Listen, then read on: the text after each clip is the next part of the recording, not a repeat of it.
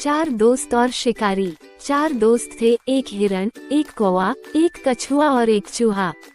वे खुशी खुशी अपना जीवन व्यतीत कर रहे थे। एक दिन एक शिकारी ने हिरण को पकड़ने के लिए जाल बिछाया। हिरण जाल में फंस गया। कुछ ही समय में जब बाकी दोस्तों ने उसे फंसा हुआ देखा तो उन्होंने हिरण को बचाने की योजना बनाई। योजना के अनुसार हिरण ने पहले तो ऐसा दिखाया जैसे वो बहुत दर्द से छटपटा रहा हो। उसके बाद हिरण लेट गया और अपनी आंखें बाहर निकाल ली जैसे कि वो मर गया हो। कौवा हिरण की आंखों में झांकने लगा। कौवे और अन्य मुर्दाखोर पक्षी मृत जानवरों के साथ ऐसा करते हैं। तभी कछुआ शिकारी के सामने घूमने लगा। शिकारी ने सोचा कि हिरण मर चुका है और इसलिए उसे हिरण के भागने की चिंता करने की कोई जरूरत नहीं है।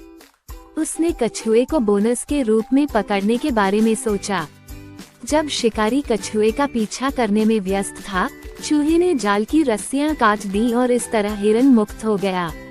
हिरण भाग गया। उसके बाद कौवे ने कछुए को उठाया और भाग गया। इस प्रकार सभी मित्रों ने हिरण को बचा लिया। कहानी का नैतिक अर्थ है, टीम वर्क ड्रीम वर्क है। कौवे का रंग काला कैसे हुआ? आरव नाम के एक लड़के को संदेह हुआ कि कौवे का रंग काला कैसे होता है, तो आरव एक तस्वीर लेकर अपनी माँ के पास गया और पूछा, मम्मी, कौवे काले क्यों होते हैं? मम्मी ने हंसते हुए कहा, अच्छा, एक समय था जब कौवे वास्तव में सफेद होते थे।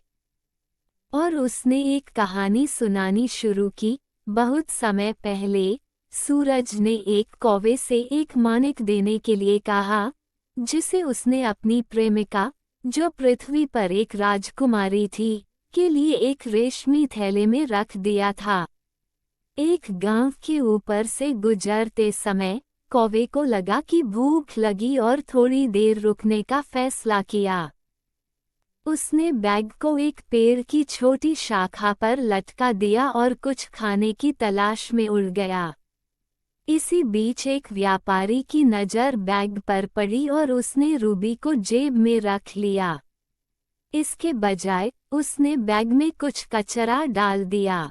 जब कौवा थैला लेकर राजकुमारी के पास गया तो उसने थैले में कूड़ा देखा और बहुत क्रोधित हुई। बाद में जब सूरज को पता चला कि क्या हुआ था, तो वह इतना क्रोधित हुआ कि उसकी जलती हुई दृष्टि से कौवे के सभी पंख जल गए और काले पड़ गए। मजेदार कहानी, टुन्नू का परिवार। ये टुन्नू और उसका परिवार है। सब एक साथ प्यार से रहते हैं, पूरा परिवार। एक दिन टुन्नू पतंग उड़ा रहा था। अचानक, अरे नहीं, डोर टूट गई।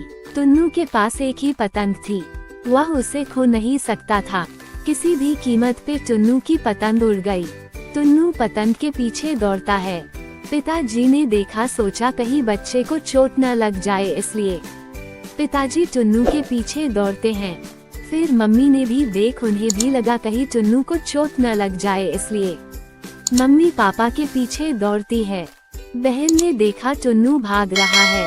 सब टुन्नू के पीछे भाग रहे हैं, तो वो भी मम्मी के पीछे भागती है। चाची मम्मी के पीछे भागती है देखकर चाचा चाची के पीछे भागे।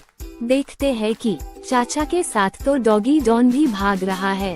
पापा बोले, हर कोई भाग रहा है। अरे नहीं, अरे नहीं, सावधान रहो। सब देखते हैं इतने लोग भाग रहे हैं टुन्नू के पीछे, लेकिन कोई उसे रोक नहीं पाते तो सब रुक जाते हैं।